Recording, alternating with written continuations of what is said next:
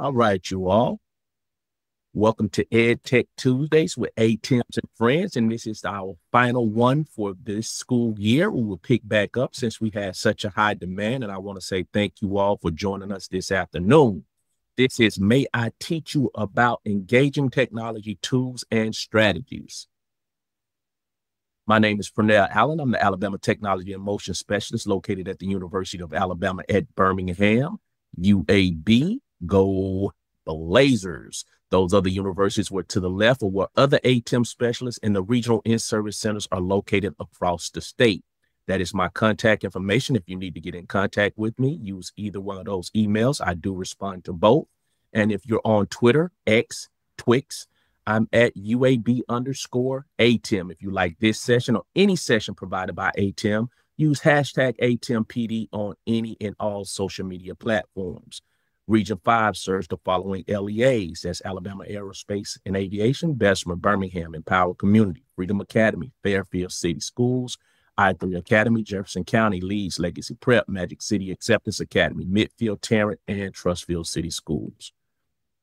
Again, this is May I Teach You About Engaging Technology Tools and Strategies. Again, this is the final one for this school year. We will pick back up in September of next year where we'll host two.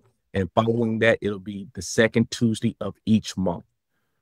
If you have not had a chance to explore Tim Talks, that's our podcast series hosted by my colleague, Angela Clark, and myself, where we talk about different developments that's happening across the state in different schools, as well as different initiatives across the state as well. Not just bringing awareness to ATEM, but all different initiatives and highlighting the valuable service that we can provide for you, your school, or your district.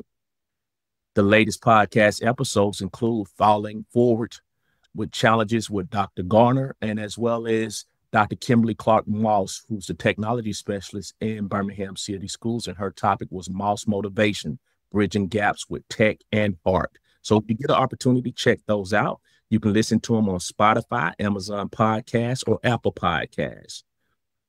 If you have not signed up or registered to join us in Mobile, Alabama during June 18th through the 20th, I say 18th through the 20th because the 16th will be like the pre-conferences, and you're welcome to join those as well.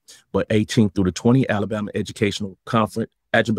Educational Technology Conference will be hosted in Mobile, where we'll talk about opportunities to dive into key concepts that includes exploring sessions from Power School, artificial intelligence, podcasting, robotics, experience firsthand the latest advancements in educational technology. At this time, I will stop talking and give you an opportunity to talk to my mentor, my colleague, my sensei, Carol Foster. And Carol, I will stop sharing and turn it over to you. You are so sweet, Pernell. Good afternoon, everyone. Thank you all for being here. I'm excited to be with you today, and I will turn my camera off just because I get distracted by seeing my lovely self in the video. So I'm going to go ahead and turn that off, and I will share my presentation with you. So no worries there. Don't worry about that. We'll get it to you.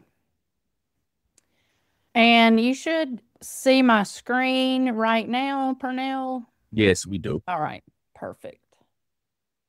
And let me get all these buttons out of the way, and then we'll get started. All righty. So today we're going to look at some technology tools and strategies. And of course, we can't talk about tools lately without it being AI or having an AI component with it. So we're going to look at some AI tools today, and we're going to look at some strategies that you can use K through 12 in any discipline. So if you're a math teacher or a social studies teacher, you can use all of the strategies that I'm going to show you today. So let's get started. I'm Carol Foster. I am with Auburn University's Technology in Motion, and that is Region 9. And Pernell, thank you for doing these. I think everybody's really learned a lot throughout the year, and we all really love doing these. So we hope to continue these in the future. Thank you. So here is access to this presentation. You can scan this with your phone, you can also just take a picture of it. And if you're on an iPhone, you can go to your photo gallery and do a long press on that QR code and it'll say open in Chrome. Or you can simply type in that URL that I will also put in the chat. I did it for you, Carol. Oh, Thank you. Thank you. Thank you. Make I sure should have known. I should have known. Purnell is on it. yes. I think We laugh. We call Purnell Hollywood because everywhere we go, someone always says, "Oh, do you know Purnell Allen?" And I'm like, "Why don't people say, do you know Carol Foster?" to everybody? So everybody knows Purnell. We can't go anywhere without somebody knowing him. So he put the presentation in the chat. For this session to be successful, I would like for you to interact when we're doing some interactive lessons, and you'll find it most successful if you do interact with us. You don't have to, you can sit and get if you want, but do know that the presentation is in the chat. A quick disclaimer, the quality of any of the tools or strategies that I'm using are not superior to the quality of any other tech tools or strategies. We're not endorsing, we're not getting any kind of pay for this. We are sharing tech tools for demonstration purposes only and that are tried and true to us. And we always like to say, if we like it, we think other teachers will like it. So we're not getting any kickbacks from anything that we're showing you. And as always, before you use any apps or resources or websites, please adhere to your local technology procedures at your school or district when it comes to utilizing any services. So go through that vetting process that your district goes through, and do know that we always like to show you things that are free or that has a freemium addition to it. But I really do like to show more free things than we do paid. But even if it has a paid feature, a lot of the times you can use the tools for the freemium version just as easily. So sometimes you don't have to or need to pay. So just be aware of this disclaimer. So when we are talking about technology tools and any kind of strategies or instructional processes in the classroom, or practices, I should say, we like to talk about the 4 C's. And the 4 C's are creating, and this is student facing. We want our students to be able to create, to think critically, to learn to communicate, and know how to collaborate. This is also what the workforce wants from our students when they graduate from high school. Everybody's not going to go to college. Some people will immediately go into the workforce. And these are the kinds of skills that they are looking for. As ATEM specialists, we also like to add an additional C, which is giving students a choice. And that is student-centered learning. You're going to want your kids to be the ones that go home tired. So the strategies that I'm using today and some of the tools that I am using today are student-facing, student-centered tools. So we're going to talk about and learn as far as artificial intelligence goes. I know most people have heard about school AI and Magic School AI, so I wanted to share two that maybe you haven't heard of. And those are Snorkel, Napkin AI, and I'm going to share a couple of tips with you about when you're using AI. We're also going to look at Edu protocols, and I'm going to show you some of my favorites, which are Game of Quotes, The Fast and the Curious, and Thin Slides. And then Eric Kurtz is one of the technologists that I follow, and he has a website called Control Alt Achieve, and he is phenomenal. I talked to him last night. He is always at all of the conferences that you go to in the summer. But do check out his website. It's called Control Alt Achieve, and we get a lot of ideas from him. So we're going to look at tier lists and ranking.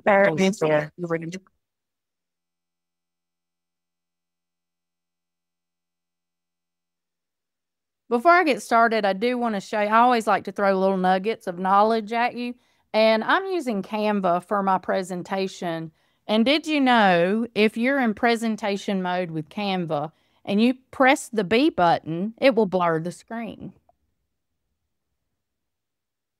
And I don't know why mine's not blurring, but it's supposed to. Let me try one more thing.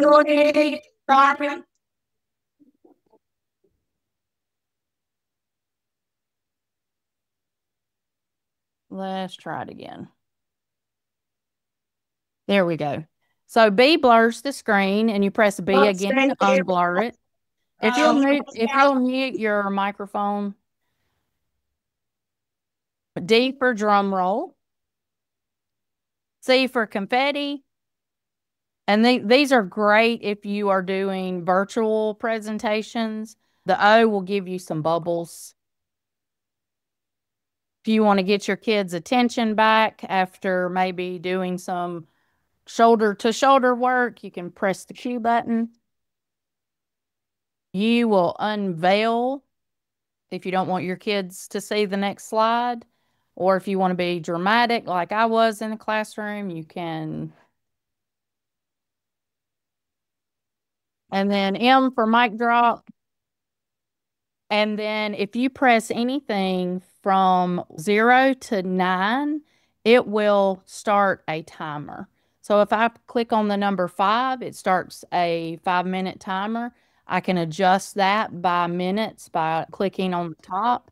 I can also play music, and that is above it. You'll see the music icon. I can do dramatic music. And then when I hit the play button, you can hear that dramatic music. You can also. I don't think you're sharing your sound, Karen, but we can see it. But I don't know if you hit share sound too when you share your screen. Oh, I don't know. Where is that for now? On the audio?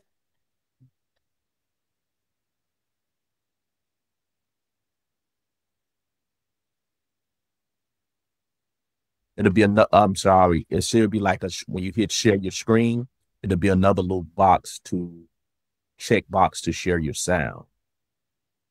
So if you want to stop sharing and go back in, you should be. Oh, okay. I don't see it on there.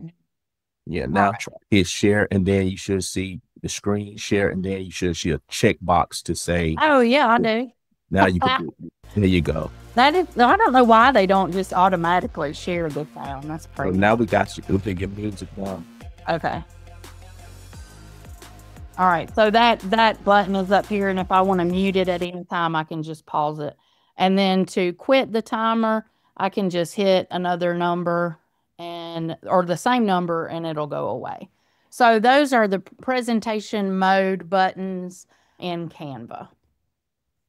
All right, so let's talk about student-centered learning. We want to make sure that our kids are engaged and motivated and that they're doing the bulk of the work. I know it takes a lot of planning, and I was that teacher that loved lesson planning. I know I'm probably getting a lot of L's on your forehead like loser, but I loved lesson planning, still do. And the kids need to be the one that's doing the most of the work, because that's who learns, is the one that's doing the work. So if we can do more student-centered learning, that is really where the learning takes place. Oops. So we're going to look at artificial intelligence, and we're going to only look at a couple of tools with this. The first one that I want to show you is Snorkel. If you have ever used Snorkel or heard of Snorkel, give me a thumbs up in the chat.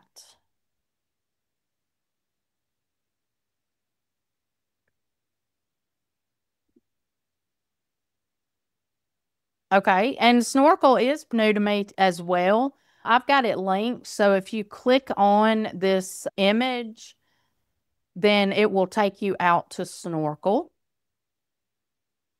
And some of the things that Snorkel does is it gives the students practice so they can actually do their work on a whiteboard. There's a whole library of tools that they can use, and then it will give them AI feedback. So we've got a few people that have used or know what Snorkel is. I'm pretty new at using it. So, if I fumble through, I apologize in advance. I'm going to go ahead and log in.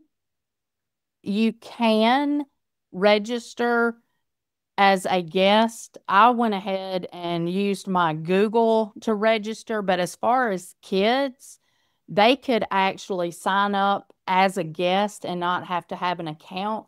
You can also do a QR code and just a code in general. So what I want to start with is a lesson that I already have pulled up. And you'll notice that, let me maximize this so you can see. And before I show you anything else, I want you to experience this like a student. So I am on the teacher side, and this is my dashboard for this class. And the classes live under classes, of course. And I want you to work on a habitat survival. So if I click this, the three dots right here that looks like an arrow, that is our share button. Sometimes we call it the share-o. If you click on that, it's going to tell the students exactly how to join. So I can ask you to click on join or type in your browser, join.snorkel.app. I can also copy this code and put that in the chat. And that I'm going to do that unless Purnell's already beat me to it. I didn't have that. And then you can just click on it. Okay. Or you could also click on this QR code button. And if your students have iPads, then they can just scan this QR code. Also, high school students, if you're using phones, you can also use a cell phone for this. And then once you get to the screen where you can join the activity, it says log in with Google, log in with Microsoft, or log in as guest. And that's where I want you to log in as guest. And then it says your name, and you can just put your first name or your initials. I would, of course, have my kids already trained on how we log in and what we do for our name. And because a lot of students say, well, my daddy calls me Squirrel, but my name is Christopher. We want you to put Christopher. So Claudette says this is blocked in her school district, which is unfortunate. And you might encounter things like that. Sometimes we have to show our technology departments how it is useful. And I'm sure the reason they did is because it has that annotation part to it. Unless there's something that I'm unaware of that it has. But that's what I can see maybe is the feature where they can actually type anything or write anything. So go ahead and join. And then you'll see once you have joined, and I'm just going to open a new browser so you can see it, and just in case you're not actively participating, it will tell you that the instructions, if you want to hear the instructions, you can just click on. There is a desert habitat is in the southwest of the United States. It's a dry, mountainous area with very little rain and very hot summers, sometimes over 120 degrees Celsius. Animals like wild burros, rabbits, and squirrels live here. You might also see desert bighorn sheep in the mountains and red-spotted toads after rain. There are about 600 different kinds of plants, including Joshua trees and yucca. Okay, so then it goes on to tell you the rest of the instructions. Well, then you're going to hit on start response. Mine says resume because I already started it. And then you can start working on trying to figure out the mystery organism that is in the desert. So you would go through and read these characteristics, the food, the water, the shelter, and try to figure out what the character is. So while you are going through this, the students can actually click on record screen and voice, and it will record them. And you can actually, as the teacher, go back and hear what their thought process was through this. I can also go in and use the highlighter tool. I can type in the tool. I could also add a picture if there was something that my teacher asked me to do, or find an image, and you can do that on your device, or you can browse your files or use a camera. Let's see.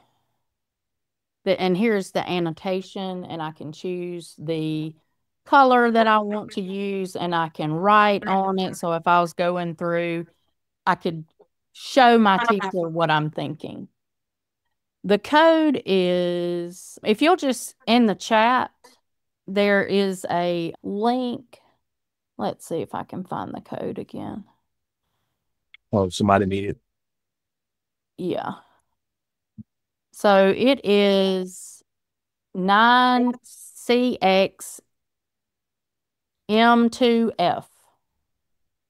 And there should be, I want to say that there is a place where you can begin.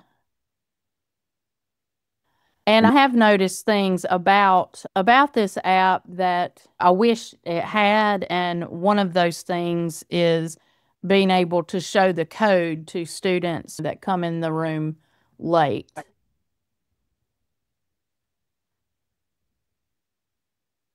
Okay, and you'll notice that when you're finished, you can, when you're finished with and you actually do have to record something, and it could be just reading it, or maybe you're talking right now to tell your teacher, hey, I think that this mysterious animal is whatever it may be, and then hit end, and then you'll see the submit button. Once you hit submit, you'll see over here that it's generating AI feedback. And my feedback's going to be terrible because I didn't really do anything related to the text. I didn't follow the directions. And it does take a minute, but it's generating feedback for the student. And it's telling me that I am way off, I am incorrect. I got maybe one thing out of 4 things that I was supposed to do. And it says, I noticed you circled full sun for organism C. This is a good start, but can you explain why this organism might survive in a desert? You can also hit that megaphone that will read it aloud to the student.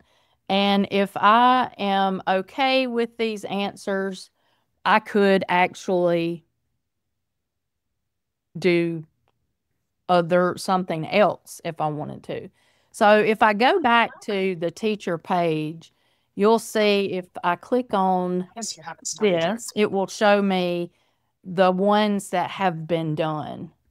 And these are incomplete. So they're still working, but you can see that some people have turned some things in, and I can go and review and see their thought processes. I can totally see doing this in centers or stations, especially in elementary school. But I promise you, if I were in middle school or high school, I would still do stations too, because it gives the teacher some time to work one-on-one with kids. So this would be the perfect place to do that. If you want to see more, I know we don't have a whole lot of time, and I don't want to spend too much time on this one tool, but you can go back to the library and look at the Snorkel library, and it has an entire K through 12 library. It has world languages, practice tests, and already made. And I like to say, admire and acquire. If you edit, give credit. So definitely take a look at this library.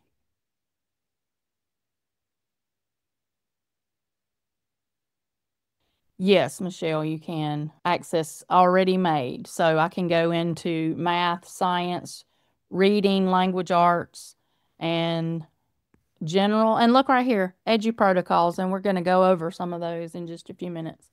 And history. So always look in your libraries and discover things that teachers have already created, and it'll make your life easier. So I love the fact that it records the thinking process. And if your kids have questions, they could even ask the questions while they're recording. I love the annotation and the highlight tools and the AI feedback. I don't see how you can go wrong with it. If yours is blocked at your school, it may just be that they don't know about it yet, or they don't see the educational purpose behind it, because sometimes our IT people come from a business world. So go through that process of having it vetted, see why it's blocked if it is, and ask those questions. So maybe, hopefully, if anything, you might could give kids access to open activities that they could do at home. All right, so we're going to leave Snorkel behind, but definitely give Snorkel a try as we go through to our next AI tool. And this one is called Napkin AI. And this will turn any text into visuals. So think mind maps, flowcharts, data graphics, metaphors, images, anything. Think of even a syllabus or the summary of a chapter that you are starting in history, or maybe the process of metamorphosis or life cycles. And that's what we'll do as an example today. Whoops. And if you click here, it will take you out to Napkin. You do have to sign up, but it is free. So you click on sign in, and these are some of the things that I've already done. We're going to click on life cycle of a butterfly because I already started this, but I'm going to show you from scratch so you do not get confused. And it says generate text using AI. So I want it to, and I want to prompt where I get the most out of the AI feature. So I want to calibrate it kind of and say, you are a fourth grade teacher. Well, if I could type, that would be great. And you are studying animals. Can you create text on the stages of life of a butterfly? I probably would have said that some other way, but my hands got ahead of my brain. And I'm going to hit continue. So it's writing the stages of life of a butterfly, and that it gives me an introduction about what it is that this is going to be about. So it gives me a little summary. And then you see that it starts with the egg stage. And notice if I hover over the egg stage, the text, I can come over here and get a visual of this. So now on my sheet, I have a little visual of it. And then let's say that I want to add a caterpillar here. So my kids know that's the next stage. So they get a visual and they get the word. And the caterpillar stage, the scientific word is larva. And I can continue to go through the chrysalis stage, and let's say I like this one. And then I can continue to go through and add an image to the sheet. So now I can also click on that little AI tool, and watch what happens. It will take the text and actually give you a visual model. And over here on the side, it gives you different styles of that model, which is incredible, I think. So do I, Kara. I have not seen this one, and thank you for sharing. Okay, yeah, it is insane. So I am working with a group, teachers from all over the state, working on a course of study, and we actually used this to help us think about like what kind of visual we want on the cover of the course of study. But this is incredible for developing really any kind of worksheets or lessons, because those images are so much stronger than just the words. And especially this looks more like what we would share with students with life cycles. So now they have a visual of that as well. And then I can, again, click here on the side. Well, it won't give me, maybe that's the only one it will do. Yeah.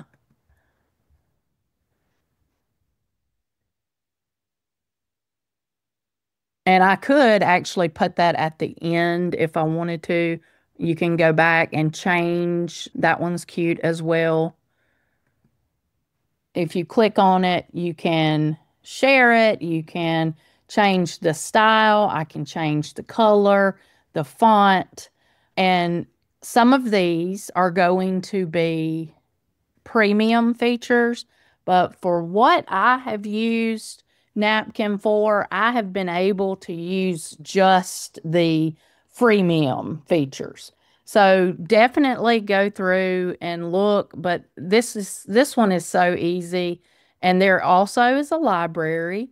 If you click there, it should, oh, that's just my library. I thought there was a teacher library as well, but maybe there isn't. But this one definitely worth a second trip to look at this, but it is really incredible. I'm going to use it with PLUs and creating visuals, because adults like visuals and graphs too. Oh, good, Karen. She said that they were just talking about using more visuals with their EL students. Yes, awesome, great. Oh, I'm so glad that y'all are finding ways to use this. Yeah, this is totally awesome. I love this AI tool. So definitely investigate a little more of Snorkel and Napkin and see what you can create. But I'm glad to see that we've already got some people that know that they can use it for our language learners, which is awesome. All right, so that is Napkin. And then this I thought was so cute. I actually did a roast of our ATEM family of a picture, and I put that picture in Chat GPT and said, kindly roast my coworkers. And it was so funny that it picked pronoun. And this is how you know that AI truly knows you. If you use it a lot, I use Chat GPT and Gemini like it's my job, which it kind of is. But it knew that Purnell was a podcaster because it said, you look like you have your own, what did it say? Like missionary? No. Some kind of mysterious nonprofit. And you have a podcast about it. And I was dying. So I found this and I thought, oh my gosh, how clever is this? So it says to open your cabinet, and you could do this at home too if you wanted to. Maybe you open your refrigerator or your pantry and take a picture of the things that you have on hand. But this is saying materials. So this is like for STEM teachers. Find some materials, take a picture of it, upload it, and prompt it to say, upload the picture, and then write the prompt. Create a 10-minute hands-on math activity for 3rd grade using the materials in this photo. Align the activity with 3rd grade math standards, something that would work in a learning station. And within seconds, you would get a customized activity, and you could even throw in the standard that lives out there on alabamastandards.org, and it could directly align with an Alabama standard. You could even put that in your prompt to tie it to the Alabama standards. But anyway, I thought that was too cute not to share. All right, let's move on so we don't run out of time. But I wanted to talk about edu protocols. And edu protocols are basically instructional strategies that are designed to engage students in learning through critical thinking, collaboration, communication, and creativity. Those are those C's that we were talking about. And we like to add choice to that as well. Edu protocols can be used in any subject, grades K through adult learning. And I actually use these a lot with adults. And this, the first one that we're going to look at are thin slides. And I have activities, but I want to go through everything and see how much time we have at the end before we actually do an activity. But thin slides is basically you instruct your students of the concept that you are teaching, or maybe the new idea or concept that you're teaching in grammar or history or science. And tell the kids that we're starting this unit on metamorphosis. What do you already know about metamorphosis? This actually takes you to a slide deck in Google Slides, but I can also see doing this on Canva. I can see doing this on Padlet. And they think of one word that they already know about metamorphosis, and they choose an image. So if you were using Canva, you could choose an image off of elements. We don't necessarily like to just let our kids go free on Google, but we could do that.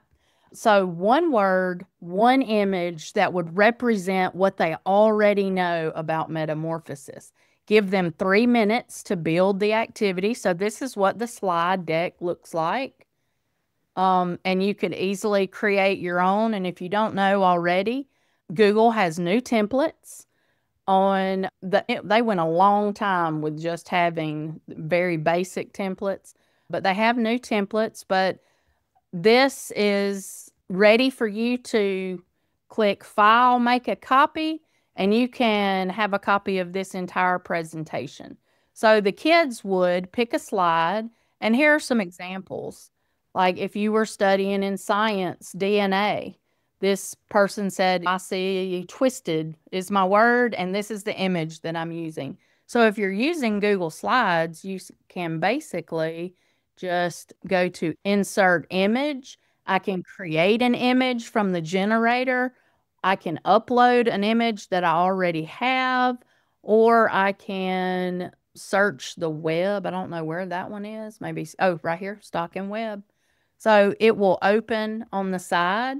And for kinesiology, I know that kinesiology is about the science of exercise. So I might want to say that my one word is exercise, and I could use that image and insert it. So the kids, give them 3 minutes to decide what they already know about the topic. Let them make a slide with one word and one image, and let them share with their neighbor why they chose that image, why they chose that word to go with kinesiology. So that's a real quick one, but you could totally do this on Padlet. And I think the next slide is Padlet.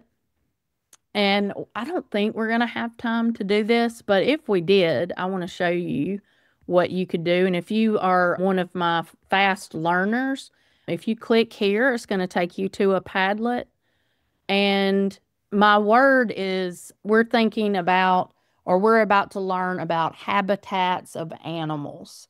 So I want you to think of one word and one image. So with Padlet, it has an AI feature that if you click on this plus 13, you'll see on this green slide AI image. It used to be I can't draw. So I could actually create an image. Let's say that I want to have a panda bear exercising in bamboo.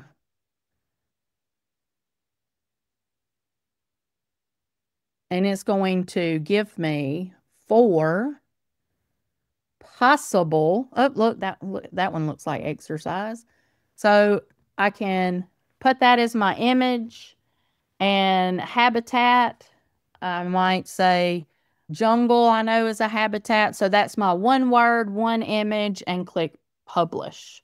And that is my thin slide already done. So I can do a thin slide in 2 ways. One, in Google Slides, and now you have the template to that. 2, I can put my word on a Padlet and have my kids create their own images. I can also use the classroom feature in Canva and use the elements tab over on the left. So those are both, and the kids love doing things like this. And let me tell you what, adults love to do this too. In PLUs, when we do anything with AI, it's hard to get people to stop doing their images. And then they want to see what everybody else did as well. And do you know on Padlet, if you click this little arrow right here, it will turn all of your answers into a slide deck presentation. So this is on thin slides, and then I can just click through, and we know that we're talking about habitats. And then my next one shows me the image and the one word. And then you could have kids go through and say, I chose this word because of this, and I chose this image because of this, and let them explain their thoughts and their reasoning. Really good brain stretcher. Great for bell ringers, great for exit tickets. So those are thin slides. And let's see if I can find where my slideshow is. Oh, here it is. Okay, the next one is game of quotes, and this has to be like one of my favorites, but it's meant to introduce text. Now think about, we looked at Napkin. Napkin is a place where you can have text written for you with AI, and then maybe even add your own images to it. But it's meant for text, so think articles, think chapter reading. And it helps kids learn how to scan rather than closed passage reading. So the kids don't have to read the whole passage. The idea of this is to skim and scan. And then when the kids start giving their answers, and I'll show you what I mean in a second, they start saying, where did they see that in the passage? Where did they see that in the reading? And this is what you would do. The next slide will show you that in your reading, I want you to find something that a superhero might say. So they're going through their reading and they're looking for something that they think a superhero might say. And you can really have fun with these. The title of a new Netflix show. So anytime I've ever done this with anybody, kids, with adults, everybody always says, where did they see that line? Where was that written? And when I actually did this, I started at the top. Well, somebody gave a quote from the reading that was at the very bottom. And I said, oh my gosh, they started at the bottom and worked their way to the top. Some people started in the middle. But when you have all of these, maybe you're writing them down once the kids shout out what they have. Well, once you've written it down, it shows you, it starts showing you what the main idea was, what that article was about, what that chapter was about. So it is a fun way to get students engaged on reading, finding main idea, and they love it and they don't even know they're learning. Another one might be the title of a new country song. People will even add yeehaw behind some of these. I blinked, another one that I did with a group, and it's the same kind of thing, but it's different sayings, something a robot might say, the name of a new Netflix show, something a cowboy might say. But you can go through your article and you're scanning for these things. So they're not actually having to sit there and read the entire thing, but they're learning about what that chapter or that article may be about. Really good for middle, high school. But I could totally see doing this with elementary school kids too. I taught fourth grade, so I would definitely do this with fourth graders. All right, moving on. This next one is called The Fast and the Curious, and I've actually had middle school teachers that have come back to me and said, hey, we started doing this in the classroom and things have changed. So it's not necessarily about a tool. You could use any tool. So GimKit, think quizzes, think Quizalize, WordWall, Blookit, even Kahoot. You could bring Kahoot back from the dead. And every single day, and I used to do this with Kahoot, and that was the only thing that was available when I was still in the classroom. The game-based learning just started, and I would use Kahoot, and I would do a blind Kahoot. So that means they're going into this quiz without knowing anything. And they'd be like, you haven't taught us this yet. But I wanted to see what they already knew. So you could totally do this with that and see how they grow throughout, or you can do it with different periods in your class. And this is what it looks like. I've given you just an example of what a template might look like, and it shows the periods of the class going down the side, and then Monday, Tuesday, Wednesday, Thursday, Friday. At the beginning or the end of class, you give them the same quiz all week long, the identical quiz all week long.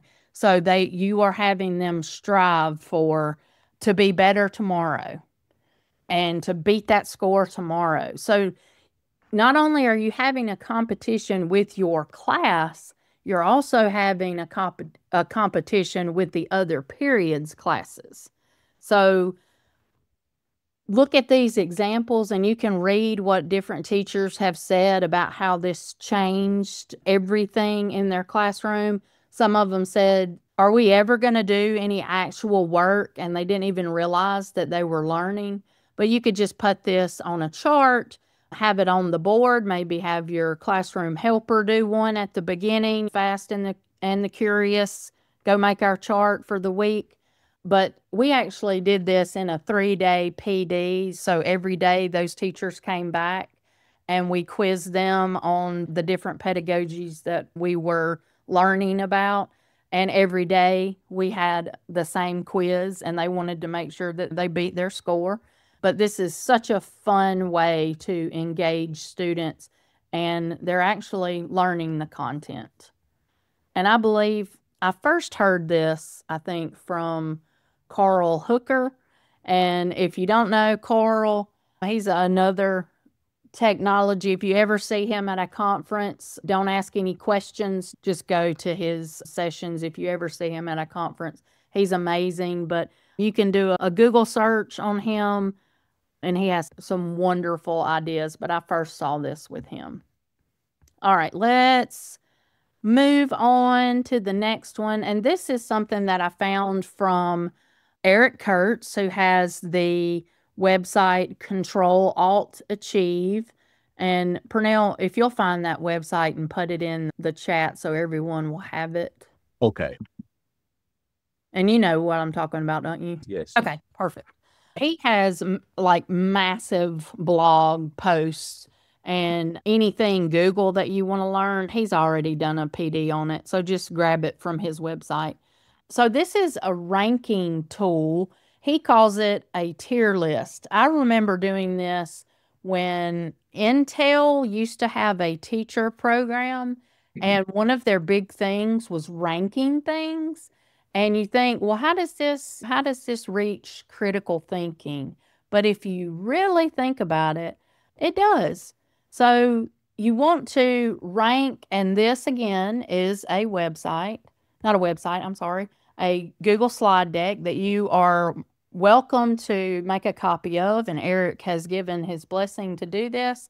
And over here on the side, you'll see S, A, B, C, D, E, F. Everybody knows what A through F means, right? But S, what does S mean? It can mean satisfactory. It could mean superior. It could mean super, whatever you want it to mean. And you would have your kids to take a list and rank them in order of importance. So let's look at some more examples. So, whoops, I went back one too far, didn't I? Okay, if you click on this, it will take you to the Google slide. And I'm going to get rid of some of these things.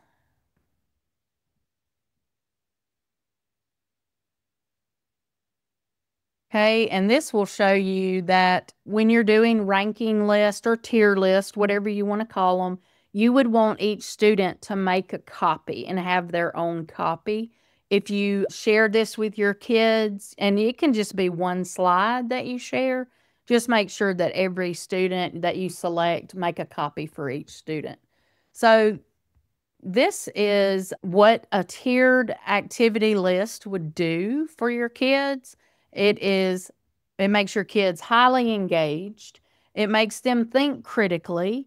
It makes them think and compare and contrast, defend, why they defend their rationale, why they decided to rank them the way they did. It can be done with any subject. And just think, it's your vocabulary words, really. And give them 15 to 30 minutes to decide on how they want to rank them. And then they also have to provide reason why. So S being the highest, F being the lowest tier, have them rank either phrases or concepts or favorites, whatever it may be. But I can't give you any better examples than what Eric did. And he has some examples. This is what it would look like. So you might ask your kids which restaurant has the most nutritious content out of all these fast food places. What's your favorite? Which is the most expensive to the least expensive? So dependent, what's the history of these? Does the icon mean anything? So you would just have the image and move it to where you want it ranked. So here are some examples. And when you make a copy of this, you'll see that you can easily move these. And these are kinds of energy. What kind of energy do you think is the most important? Or maybe the most efficient? And then they would rank them by just dragging them over. You could also, this was history. Here are the examples, I think. Yes, best sources of energy, most influential battles of the Revolutionary War, characters in a story who have the most impact on the plot, most important paintings of the 20th century, which animal is the best predator, best adjectives to describe something, best graph that represents a set of data. So this is a little something from every subject area. Favorite position to play in any sport, best adaptive animals to live in a particular habitat. So while this may look complex, it really isn't. So you could do pictures, you could do words, and I just wanted to show you how easy it is. Eric dressed his up a lot, but it could be as simple as this. And this was adding a text box, giving it a background, and then I can move this anywhere I want to. And then give them maybe even a box for them to explain their ranking. Why did they say that maybe this was rank animal, or this is ranking animal survival instincts? You could even do, if you were stuck on an island by yourself or alone, which of these would be the most important, and explain or defend your rationale behind that. So this one is tier list or ranking tools, either one that you want to call it, but this is just really simple to do, but is very thought-provoking for the students, and it really does hone in on those critical thinking skills. We are out of time. So I hope you learned something new today, or something that you can take back and immediately start using with your class. I have enjoyed my time with you, so I hope you have a wonderful last few weeks of school, and I hope y'all have a great summer. Thank you again for your time. Thank you, Carol. Excellent as always. And I did learn something new. I have not used Napkin AI. That was my first time even hearing of it. So thank you for discovering that and sharing it with me. And I'm like right on time. So that was perfect. Yes, it was. I did want to do interactivity and do some of the things, but I noticed that I was running out of time. So I hate that we didn't get to do any interactive, but hopefully we've got some takeaways. Yes, definitely. And it's one of these sessions, you all, that when you see something like this, when we do these EdTech Tuesdays, and it's something you're very interested in, we definitely don't mind doing follow-ups to make it more engaging for you, your faculty, your staff, and model those things for you in school. So please reach out to us at any time if you feel like these are something that you would like to continue and learn more about, go a little bit more in depth. So those one of the things what EdTech Tuesday is, just wet your palate a little bit, let you get an opportunity to dive into it, and then reach back out to us if you need help with understanding that a little bit more. Absolutely. Thank you all so much for joining us for EdTech Tuesday. We will continue these next year, so hopefully you'll be a part of those as well. Remember, it's every second Tuesday of each month, starting in September. In September, we do give a bonus Tuesday to give us a total of 10 for the school year.